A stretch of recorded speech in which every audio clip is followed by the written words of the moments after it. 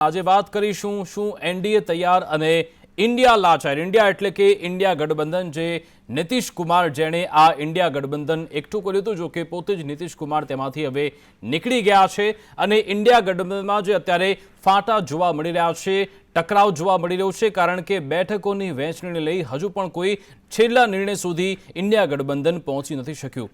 આટલું ઓછું હોય તેવામાં જે મહત્વની ધુરી છે ઇન્ડિયા ગઠબંધનની કોંગ્રેસ તે પણ તૂટી રહી છે, કારણ કે એક બાદ એક જે સિનિયર નેતાઓ છે તે કોંગ્રેસનો સાથ છોડી રહ્યા છે, એનડીએ ગઠબંધનમાં જોડાઈ રહ્યા છે. કોંગ્રેસના કેટલાક નેતાઓ તે પણ કોંગ્રેસ માટે માથાનો દુખાવો સાબિત થઈ રહ્યો છે. લોકસભા ચૂંટણી આવી રહી છે અને તે બાજુ જે એનડીએ ગઠબંધન છે ને જેમાં ભારતીય જનતા પાર્ટી જે સર્વા છે તે રાષ્ટ્રીય અધિવેશન યોજી રહી છે. ખૂબ જ એક ઉત્સાહમાં જોવા મળી રહી છે કે પોઝિટિવ એનર્જી સાથે ભારતીય જનતા પાર્ટી આગળ વધી રહી છે. તેમને વિશ્વાસ છે કે ત્રીજી ટર્મ પણ તેમને મળશે. પરંતુ અહીંયા ચર્ચા એ છે કે કેમ જે ઇન્ડિયા ગઠબંધન છે આટલું લાચાર જોવા મળી રહ્યું છે, આખરે કેમ એવી પરિસ્થિતિ સર્જાઈ કે હાલ ઇન્ડિયા ગઠબંધનમાં નવા જૂનીના એંધાણ થઈ રહ્યા છે, કારણ કે એક તો બેઠકોની વહેંચણી પણ થઈ નથી, સાથે સાથે હવે સાથે મળીને ચૂંટણી લડવું કે કેમ તે પણ સવાલ થઈ રહ્યો છે. કારણ કે ગુજરાતની જ વાત કરીએ તો આમ આદમી પાર્ટી અને કોંગ્રેસ વચ્ચે ગઠબંધન થવાના સંકેત હતા.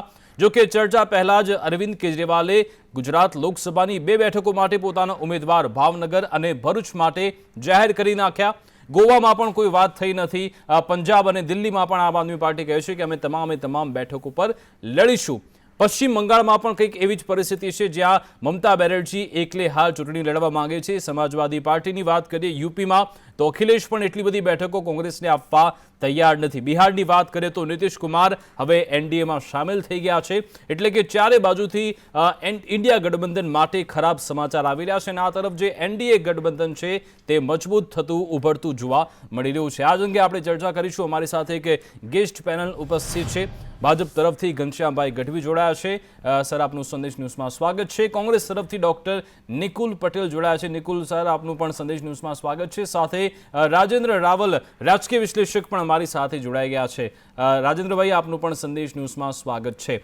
સૌપ્રથમ ડોક્ટર નિકુલ પટેલ, કેમ આટલું ઇન્ડિયા ગઠબંધન હાલ લાચાર જોવા મળી રહ્યું છે? 1 વર્ષ પહેલાની આપણે સ્થિતિ જોઈએ તો ખૂબ જ મજબૂતાઈથી ઇન્ડિયા ગઠબંધન આગળ વધતું હતું, પરંતુ જેમ જેમ ચૂંટણી નજીક આવી રહી છે, તે તારીખ નજીક આવી રહી છે, તેમ તેમ ઇન્ડિયા ગઠબંધન મજબૂત નહીં પરંતુ મજબૂર જોવા મળી રહ્યું છે. કેમ આવું? ઇન્ડિયા ગઠબંધન તમારા કહેવા પ્રમાણે મજબૂત નહીં પણ મજબૂર દર્શાવી રહ્યા છો, પરંતુ એ મજબૂર નથી. અત્યારે જે રીતની પરિસ્થિતિ ઉદ્ભવી રહી છે, ડેફિનેટલી આપણે જોઈ શકીએ છીએ કે નીતિશ કુમારજીએ બિહારથી આ ઇન્ડિયા ગઠબંધનની શરૂઆત કરી હતી અને કોંગ્રેસ એક રાષ્ટ્રીય પક્ષ તરીકે ખૂબ જ પોતાનો મહત્વપૂર્ણ રોલ પ્લે કરી રહી છે અને દરેક જગ્યાએ જે બી સંકલન છે એના માટેના કાર્યવાહી કરી રહી છે. પરંતુ આપણે જોઈ રહ્યા છે કે ધીમે ધીમે કઈ રીતના જે લોકો પોતાના પક્ષને જો લઈને આવેલા હતા અને આજે અમારી જોડે નથી રહ્યા, તો એમનો આંતરિક અને પોતાનો વિષય છે, પરંતુ કોંગ્રેસ મજબૂતાઈથી પોતાની હરેક કામગીરી કરી રહી છે અને આપણે જોઈ રહ્યા છે કે કોંગ્રેસ દરેક રાજ્યોમાં જ્યાં બી ગઠબંધન નથી થઈ શકે, મુખ્યમંત્રી રહી ચૂક્યા છે, દશકોથી કોંગ્રેસ સાથે જોડાયેલા છે ને પછી ભાજપ જોડે જતા રહે, તેમનો આંતરિક વિષય કહેવાય.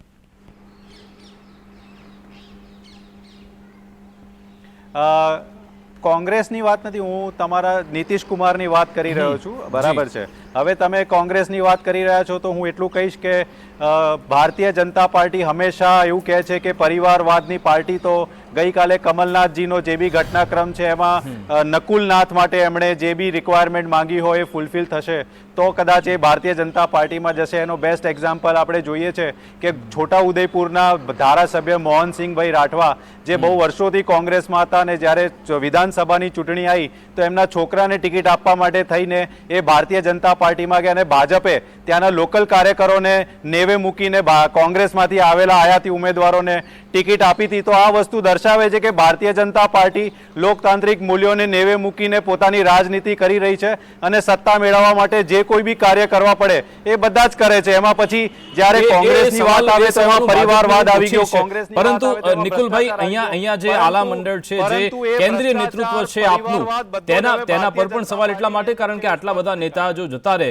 આપણે છેલ્લે ગુજરાતની જ વાત કરીએ તો સીજે ચાવડા પણ કેટલા સમયથી કોંગ્રેસ સાથે જોડાયેલા હતા, તે પણ ભાજપમાં જોડાઈ ગયા છે. છે, તો કેમ પછી જે મોવડી મંડળ છે તે નેતાઓ સાથે વાત નથી કરતું? કેમ તેમને મનાવવાનો કે ડેમેજ કંટ્રોલનો પ્રયત્ન થતો નથી?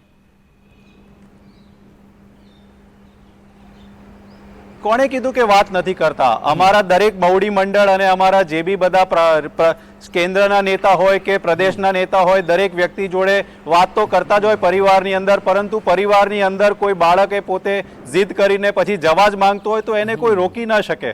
પરંતુ કોંગ્રેસ મજબૂર છે એ વસ્તુ જોડે હું સહેમત નથી. કારણ કે ભારતની અંદર ભારતીય જનતા પાર્ટીને સક્ષમતાપૂર્વક કોઈ આ દેશની અંદર લડાઈ આપી શકશે તો ફક્ત ને ફક્ત ભારતીય રાષ્ટ્રીય કોંગ્રેસ. બિલકુલ. ભારતીય રાષ્ટ્રીય કોંગ્રેસના જે અધ્યક્ષ છે મલ્લિકાર્જુન ખડગે, તમે પણ જાણો છો કે કોંગ્રેસમાં જે એક સિનિયર નેતા છે જે આખી જે કમાન છે પોતાના હાથમાં રાખીને બેઠા હોય તેવું લાગી રહ્યું છે ને તેમને હટાવવાના પ્રયત્નો પણ થઈ રહ્યા છે, પરંતુ તે રાહુલ ગાંધીની નજીક છે એટલે તેમને હટાવી શકાતા નથી. આ પણ વાસ્તવિકતા છે. આ વસ્તુ જોડે જરા બી સહમત નથી. મલ્લિકાર્જુન ખડગેજી એક લોકતાંત્રિક રીતે પાર્ટીની અંદર ચૂંટણી થઈ હતી ને ચૂંટણીના ભાગરૂપે સમગ્ર દેશના કોંગ્રેસના ડેલિગેટોએ એમને ચૂંટીને લાયા હતા. રાહુલ ગાંધીજી અમારા રાષ્ટ્રીય નેતા છે ને પક્ષને મજબૂત કરવા માટે હંમેશા કાર્ય કરતા હોય છે. અને આપણે જોઈએ છે કે અત્યારે જે રીતના ભારત જોડો ન્યાય યાત્રા ચાલી રહી છે, દરેક જગ્યાએ એમને સારો પ્રતિસાદ મળી રહ્યો છે. અને ભારત જોડો યાત્રાને જે સફળતા મળી છે, આ જ ભારતીય જનતા પાર્ટી અને પ્રેસની અંદર એવા પરસેપ્શન બિલ્ડ કરવામાં આવ્યા હતા કે ભારત જોડો યાત્રા જરા બી સફળ નહીં થાય. પરંતુ જે રીતના એને સફળતા મળીને આવનારા દિવસોમાં બી જોશો તો જે મોદી ગેરંટીની આ ભારતીય જનતા પાર્ટી વાત કરે છે, મોદી ગેરંટીઓ કઈ ગેરંટી ફૂલફિલ થઈ છે છેલ્લા 10 વર્ષમાં, એ બધા મુદ્દા સાથે અમે રસ્તા પર જઈશું અને લોકોને જણાવીશું કે અમે શું કરવા માંગીએ છીએ. બિલકુલ. નિકુલભાઈ, તમે ભારત જોડો યાત્રાની વાત કરી, પરંતુ આ શું ટાઈમિંગ કોંગ્રેસનો ખરાબ રહ્યો? કારણ કે એક બાજુ રાહુલ ગાંધી ભારત જોડો યાત્રા માટે નીકળ્યા, પરંતુ ઇન્ડિયા જોડોમાં ક્યાંક કચાશ રહી ગઈ ને એટલા માટે જ ઇન્ડિયા ગઠબંધનમાં અત્યારે આ તિરાડ ક્યાંક જોવા મળી છે.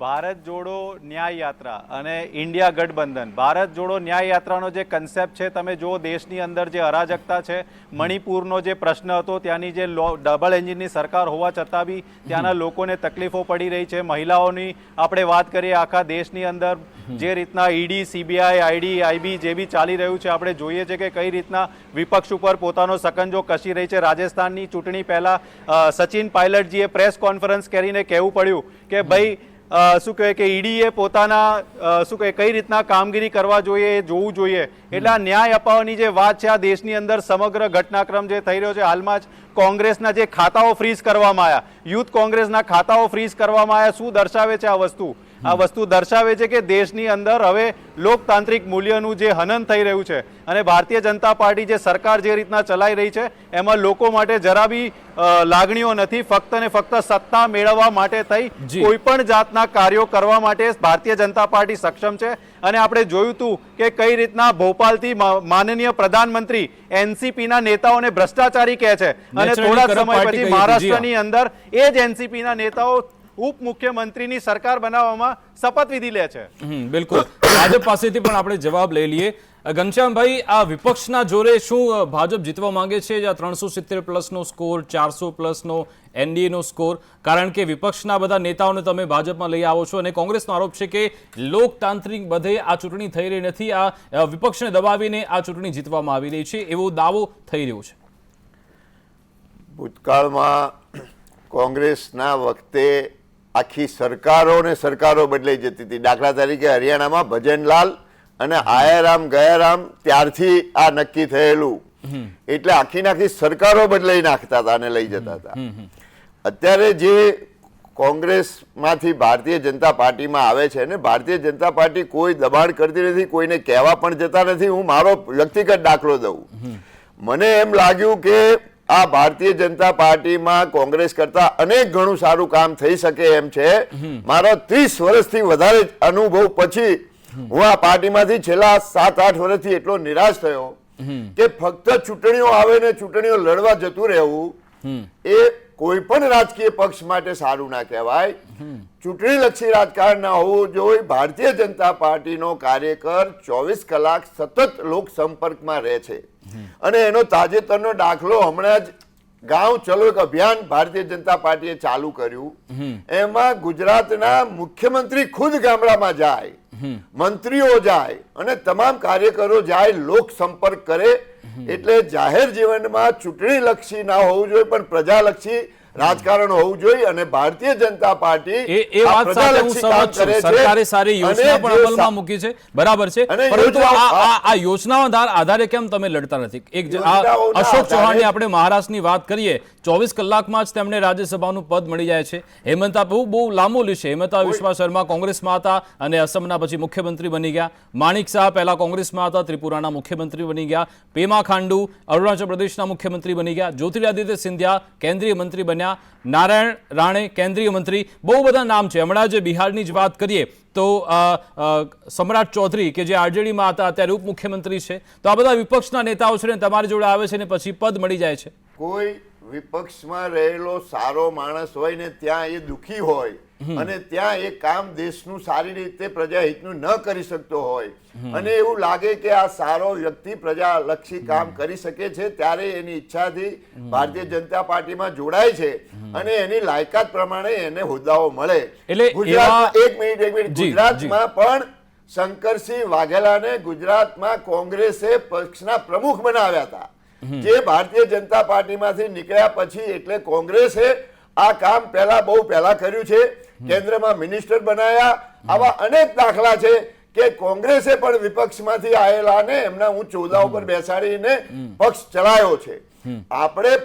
હું એને પણ એની સાથે સરખાવતો નથી, પણ ભારતીય જનતા પાર્ટીમાં જે લોકો આવે છે એ સ્વેચ્છાએ આવે છે ને સારા લોકો આવે છે, એને કામ કરવાની તક આપવામાં આવે છે.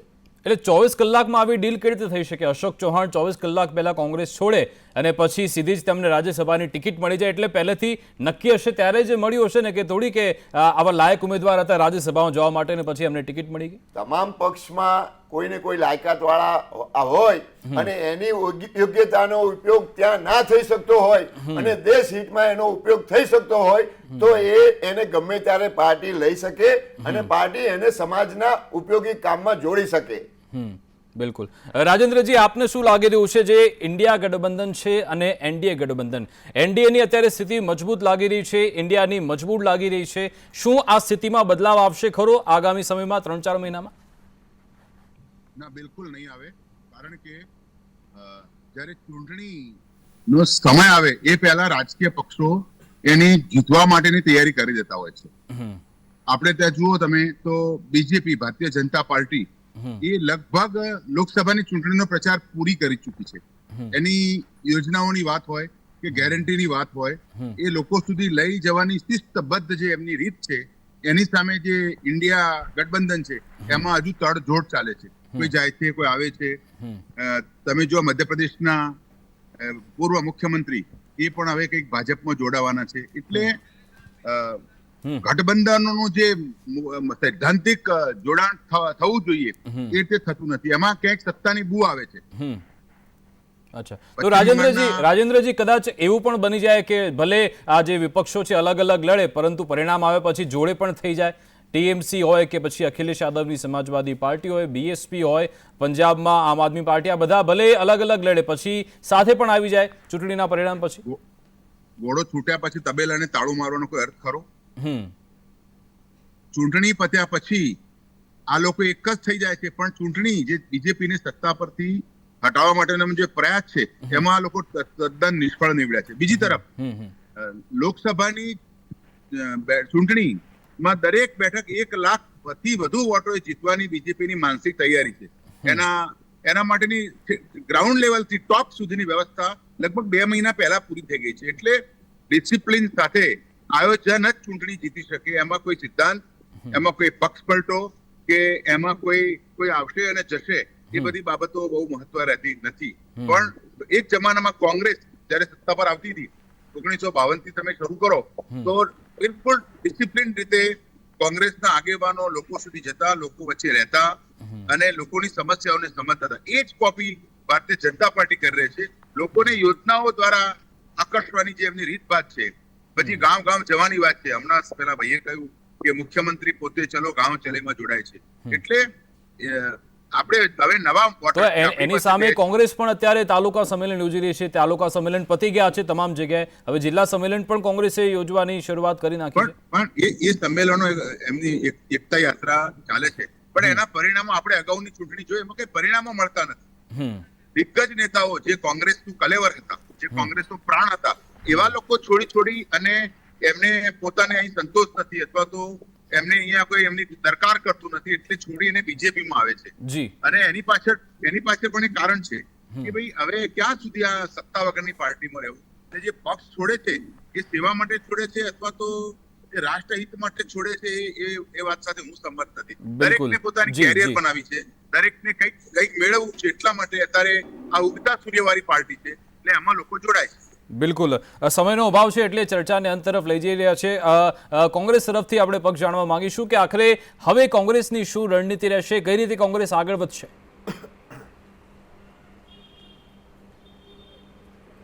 આ વખતની ચૂંટણીનો મુખ્ય જે ટેગલાઇન છે ભારતીય જનતા પાર્ટીનો મોદી કી ગેરંટી. તો છેલ્લા 10 વર્ષમાં આપણે જોયું કે રોજગારની કોઈ ગેરંટી નથી, ખેડૂતોની આવક ડબલ કરવાની વાત હતી એની કોઈ ગેરંટી નથી. ત્યાર પછી આપણે જોયું કે ગંગા સફાઈમાં નમો ગંગેની જે વાત હતી એની કોઈ ગેરંટી નથી. ત્યાર પછી આપણે જોયું કે દરેક સાંસદને ગોકુળિયું ગામ બનાવવા માટેની જે વાત હતી એની કોઈ ગેરંટીની વાત નથી. આપણે જોઈએ છે કે હાલ કઈ રીતના ખેડૂત આંદોલન ચાલી રહ્યું છે. લોકો ખેડૂતોના વીજળીના બિલની વાત કરી રહ્યા છે, મનરેગાની અંદર 200 દિવસના રોજગારની વાત કરી રહ્યા છે. આ બધી જ વાતોની આપણે વાત કરીએ તો કોઈ બી ગેરંટી છેલ્લા 10 વર્ષમાં ફૂલફિલ થઈ નથી. આ બધી જ ગેરંટી કોંગ્રેસ આપવા તૈયાર છે, કારણ કે આપણે જોયું મનરેગા કોંગ્રેસ લાવ્યું, રાઇટ ટુ એજ્યુકેશન કોંગ્રેસ લાવ્યું, રાઇટ ટુ ઇન્ફોર્મેશન કોંગ્રેસ લાવ્યું. રાહુલ ગાંધીજીએ કીધું છે કે અગર સ્વામીનાથન કમિટીનો જે રિપોર્ટ છે કોંગ્રેસના ટાઈમમાં સમયનો અભાવ છે એટલે બિલકુલ ચોક્કસ કોંગ્રેસ અત્યારના મુદ્દા અને ભૂતકાળમાં કરેલા કામ સાથે મેદાનમાં ઉતરશે. ઘનશ્યામજી, આપનું શું કહેવું છે? કારણ કે મુદ્દા તો ઘણા બધા સેટ છે. ભ્રષ્ટાચાર, બેરોજગારી, મોંઘવારી, આ મુદ્દા તો પહેલેથી જ છે અને આ બાજુ વિપક્ષ પણ કહી રહ્યું છે કે આ બધા મુદ્દા સાથે અમે મેદાનમાં ઉતરવાના છીએ. કઈ રીતે ફાઇટ આપશે ભાજપ? મોદી સાહેબની ગેરંટીના કારણે જ ગુજરાતમાં 157 સીટો મળી. મધ્યપ્રદેશ, રાજસ્થાન ને છત્તીસગઢ, એમાં છત્તીસગઢ ને રાજસ્થાન જે કોંગ્રેસ પાસે હતા એ રાજ્યો પણ ભારતીય જનતા પાર્ટીને મળ્યા. આ ફક્ત આ વડાપ્રધાન ઉપર દેશના લોકોએ મૂકેલો વિશ્વાસ, એમની કામ કરવાની નીતિ, ગરીબોને આવાસ યોજનાઓ હોય કે ખેડૂતોને વર્ષે 6,000 રૂપિયા આપવાના હોય કે ખેડૂતોની તમામ યોજનાઓમાં ખેડૂતોને મદદ કરવાની વાત હોય, યુવાનો માટે કોલેજો, યુનિવર્સિટીઓ, મેડિકલ કોલેજો ખોલવાની વાત હોય, તમામ ગેરંટીઓ જ્યારે મોદી સાહેબે પૂરી કરી હોય અને ગુજરાતના હું મુખ્યમંત્રીને કાલે એક વિડીયોમાં સાંભળી રહ્યો હતો કે મારા ઘરે કોઈ ભાઈએ આવીને એવું કીધું કે ભાઈ બહુ સારો બંગલો છે, હિંચકો છે. તો મેં એમને કીધું કે પણ તમે મારી જોડે 2 દિવસ ફરો તો ખબર પડે કે અમે ઘરમાં હિંચવા બેસીએ છીએ કે નહીં. 2 દિવસ અમારી જોડે ફરશો તો ત્રીજા દિવસે તમે ભાગી જશો. એમ સતત કામ કરવાનું ભારતીય જનતા પાર્ટીનું દેશના વિકાસ માટે 24 કલાક જે કામ કરે છે અને જે વડાપ્રધાન ઉપર આ દેશની જનતા વિશ્વાસ મૂકે છે એ વિશ્વાસના આધારે, એ કામના આધારે અમે લોકસભાની ચૂંટણીઓમાં ફરીથી ગુજરાતમાં હેટ્રિક કરશું અને 5 લાખથી વધારે મતોથી તમામ સીટો જીતવાની. બિલકુલ. ઘનશ્યામજી, સમયનો અભાવ છે એટલે આપણે આ ચર્ચાને અત્યારે તેના પર વિરામ મૂકીએ છીએ. આપ સૌ અમારી સાથે જોડાયા, ઘનશ્યામજી, ડોક્ટર નિકુલજી અને રાજેન્દ્ર રાવલ, આપ સૌનો ખૂબ ખૂબ આભાર અમારી સાથે જોડાવા બદલ. તો એક તરફ હાલ એનડીએ ગઠબંધન છે મજબૂત સ્થિતિમાં જોવા મળી રહ્યું છે. ઇન્ડિયા ગઠબંધનમાં ક્યાંક કેટલાક લોચા વાગેલા છે. જોકે હજુ પણ કોંગ્રેસને વિશ્વાસ છે કે જે આ ગઠબંધનની મુખ્ય દોરી છે, કોંગ્રેસ તેનો વિશ્વાસ છે કે મુદ્દાઓ સાથે અને જે ભૂતકાળમાં કરેલા કામ સાથે તેની સાથે અમે મેદાનમાં ઉતરીશું અને વિજય પણ મેળવીશું. જોવાનું રહેશે કે 3 મહિના બાદ શું સ્થિતિ જોવા મળશે આખા દેશમાં.